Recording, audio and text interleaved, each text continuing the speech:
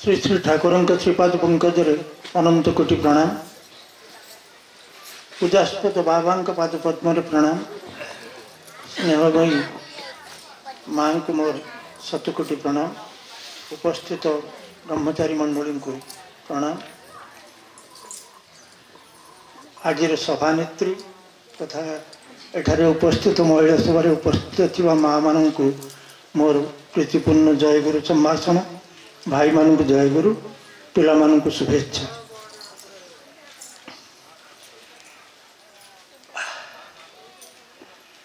ये जो प्रसंगटी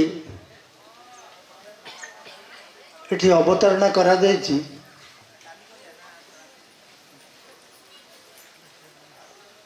जे रामकृष्ण परमहंस को थरे जने जाई कहले गोटे माँ टे आज्ञा मो पिलाटा बेसी मीठा खाइबा इच्छा करुच्ची, चीनी बहुत खाऊची, टिके तापाई कौन करते नहीं। रामकृष्ण परमहंस कहले ठीक अच्छे तो जाओ 15 दिन पर आसब। 15 दिन पर ये माटी गला।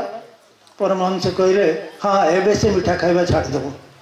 ये कहले आज्ञा से दिन कहीं एक कथा पद को कहलेनी जे 15 दिन पर पुणी मत गड़ेले ना रे मु मीठा खाऊली, मु मीठा प्रिय। तेणु मुझे जो मीठा खाऊची मु आउ क्या केमती कहबी जे तू मीठा छाड़दे बोली। ये 15 दिन भितर चेष्टा करी मु मीठाटा को छाड़देली एवं तापर मोर से क्षमता आसला, योग्यता आसला जे मु आउ जन को कहबी तू मीठा खाना बोली।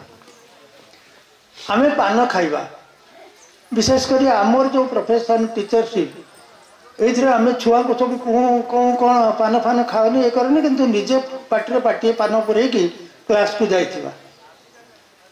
मु आगे पान खाए, पिलाटी दिन पान खाए। आम जो स्कूल पढ़ुलु आमर गोटे कंपटीशन हुए पिला मानक भितर किए पान खाई कि क्लास रे बसिबो किंतु सार जानी परिबेनी। एटा गोटे कंपटीशन जे एथरे जीतीगला से बाबा नेला। मु से कथा मो पिला मान को कहे मैंने अरे मु तुमको मना करि परिबेनी पान खाइबा कारण मु पान खाऊची किंतु मो दांत को देख। तुम्हें जदि यही मो दांत पाइबा चाहूच पान खाओ, जदि न चाहूच ताल ताको छाड़ी दियो। एक कथा कहबार उद्देश्य गोटे माँ हवापाई बा माँ को विषय कहवाई प्रथम गोटे मातृ हृदय थिबा दरकार। एवं पुओ पिला मानक पक्षरे पुरुष मानक पक्षरे ये मातृ हृदय भारी कष्टकर कथा।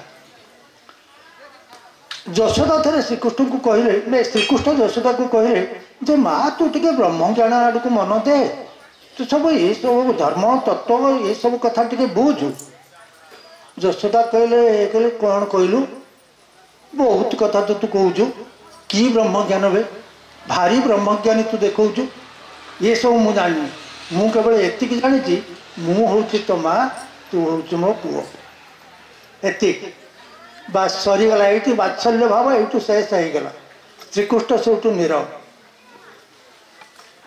जने ओडिया कवि ना आपण मान भर बहुत शुणी कुंतला कुमारी सावत नारी कवि सी गोटे माँ को विषय लिखिते। अवश्य से आम ये साधारण माँ को लक्ष्य करके लिखि नथिले, देश मातृका को लक्ष्य करके लिखिते।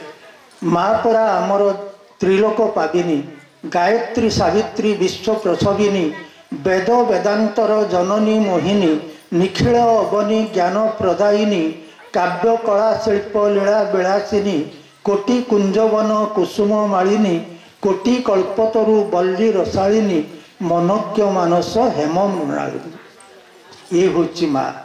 एतिक विशेषण से माँ को देते। चंडी कहे सृष्टि स्थिति विनाशान शक्तिभूते सनातनी गुणाश्रय गुणमय नारायण।